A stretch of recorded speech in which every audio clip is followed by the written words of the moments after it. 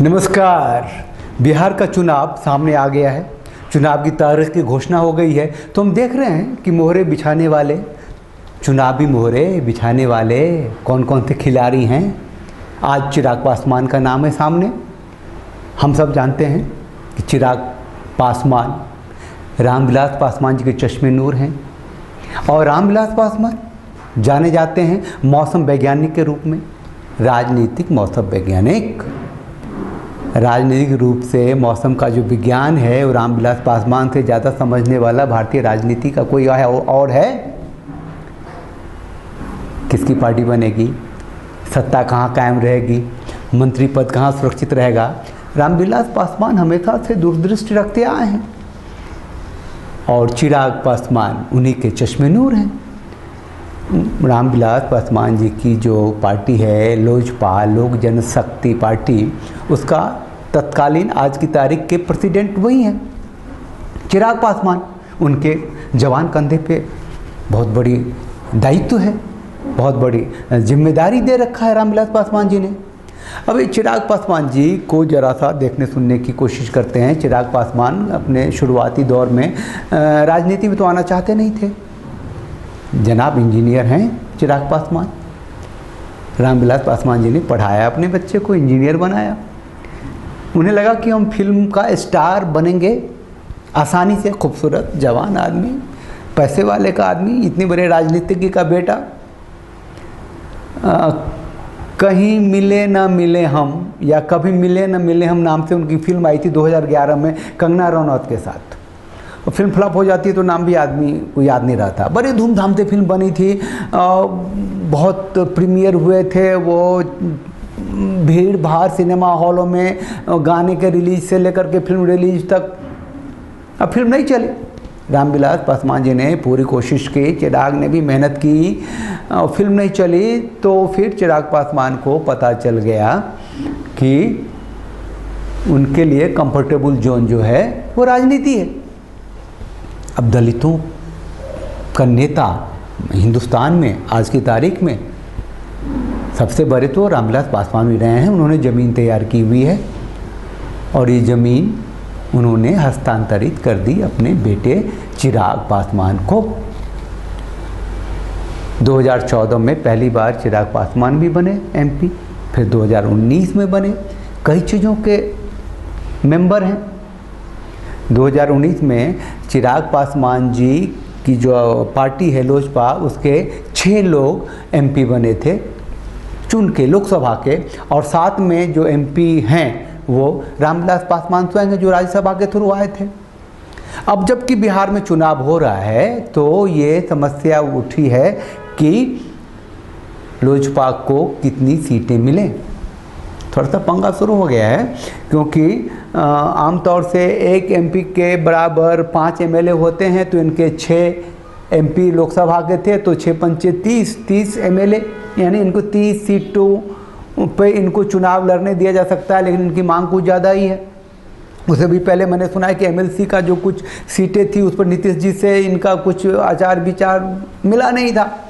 और ये जो चिराग पासवान हैं वो मुख्यमंत्री के खिलाफ, मतलब नीतीश जी के खिलाफ प्रधानमंत्री मोदी जी को चिट्ठी लिख चुके हैं कि भैया इनका जो इंटरैक्शंस हैं पार्टी के प्रति या चुनाव में, जो नीतीश जी के आचार व्यवहार है, जो इनकी प्रतिक्रिया है, जो रिएक्शन है, जो साथी दलों के साथ इनका व्यवहार है, इससे घाटा हो सकता है, चुनाव में नुकसान हो सकता है।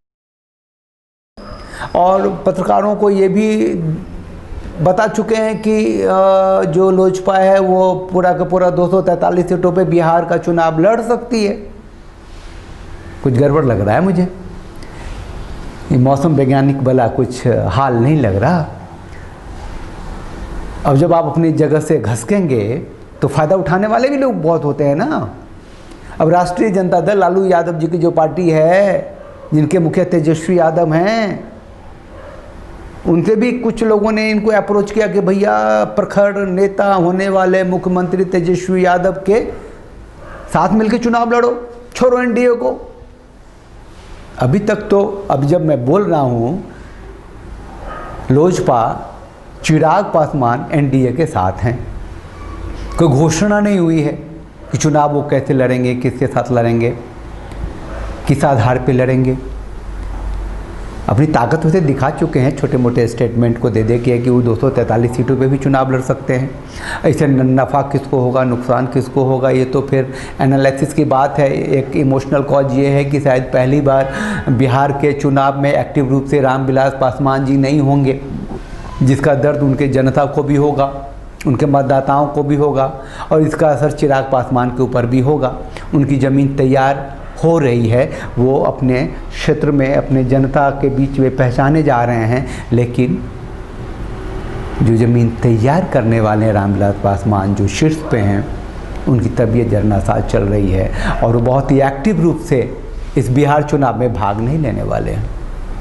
तो एक्चुअली क्या है कि आज की तारीख में जो बिहार में चुनाव है वो गठबंधन महागठबंधन की राजनीति चल रही है। लालू यादव जी का गठबंधन है, उनके बेटा तेजस्वी यादव जी का गठबंधन है, पप्पू यादव का गठबंधन है, कुशवाहा जी का गठबंधन है ना, एनडीए तो है ही है। तो इस गठबंधन में फिर अगर मुझे लगता है कि ये चिराग पासवान कहीं हिले अपनी जगह से तो मुश्किल हो सकती है, और नहीं हिले तो एनडीए को मजबूती मिल सकती है। एनडीए जो मजबूत है अभी, विपक्ष जहाँ कमज़ोर है वो थोड़ा सा कमज़ोर हो सकता है चिराग पासवान के जगह से हिलने से।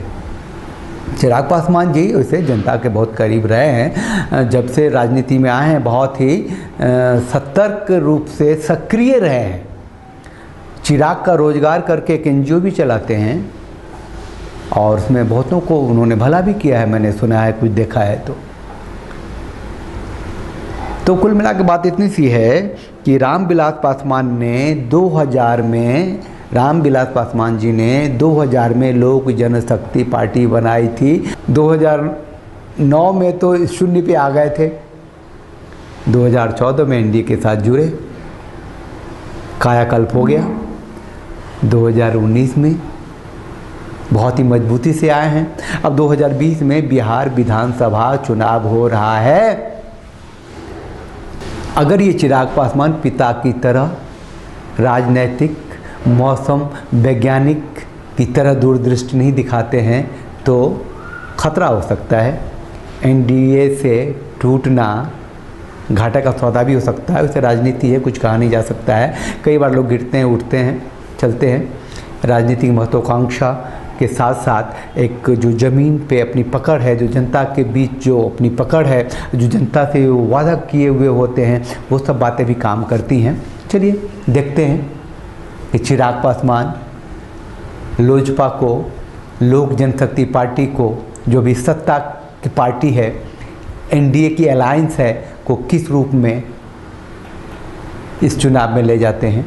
एनडीए के साथ बने रहते हैं या अलग होते हैं। अभी तक जब मैं बोल रहा हूँ तो एनडीए के साथ हैं, पता चल जाएगा। अब उम्मीदवारी होने वाली है, नॉमिनेशन का टाइम आ रहा है। चिराग पासवान के पारिवारिक स्तर की बात करें तो रामविलास पासवान ने जो, चिराग पासवान की सौतेली बहनें भी हैं। आपको बता दें कि रामविलास पासवान जी की पहली पत्नी के जो बच्चे हैं वो भी राजनीति में हैं और लालू यादव की पार्टी से हैं। तो पारिवारिक स्तर पे थोड़ा सा दूरी तो उधर है। जाहिर है कि उन लोगों का जो स्थिति है वो इन लोगों की तरह मजबूत नहीं है। वो राजनीतिक रूप से भी इतने सक्षम नहीं है, उनका इतना नाम नहीं है, वो पहचाने हुए नहीं हैं। और चिराग पासवान अब राष्ट्रीय राजनीति का चेहरा बन गए हैं और बिहार में इनकी भूमिका होने वाली होगी। तो ये उम्मीद की जाती थी कि ये अपने परिवार में जो खाई है उसे भी पाटेंगे, लेकिन ऐसा होता दिखा नहीं है। जाहिर है पारिवारिक स्तर पे इनके चाचा और ये सब के सब एमपी हैं, जितना भी लोक जनशक्ति पार्टी के वरिष्ठ नेता हैं, सब परिवार से ही हैं। तो उम्मीद की जाती है कि एक पारिवारिक पार्टी है, लेकिन बहुत बड़ी पार्टी से अलायंस है, एनडीए से अलायंस है और जनता के साथ इनकी पैठ है। तो राजनीति में इनकी पैठ बनी रहेगी और ये जो भी बिहार विधानसभा चुनाव हो रहा है उसमें इनकी भूमिका अहम होगी। देखते हैं ये करते क्या हैं। आप सब भी जुड़े रहिए हमारे साथ, देखते रहिए इस हमारे इस छोटे से चैनल को। देखिए, सुनिए, शेयर कीजिए, सब्सक्राइब कीजिए, अपनी प्रतिक्रिया दीजिए और बने रहिए हमारे साथ। आज के लिए बस इतना ही। जय हिंद।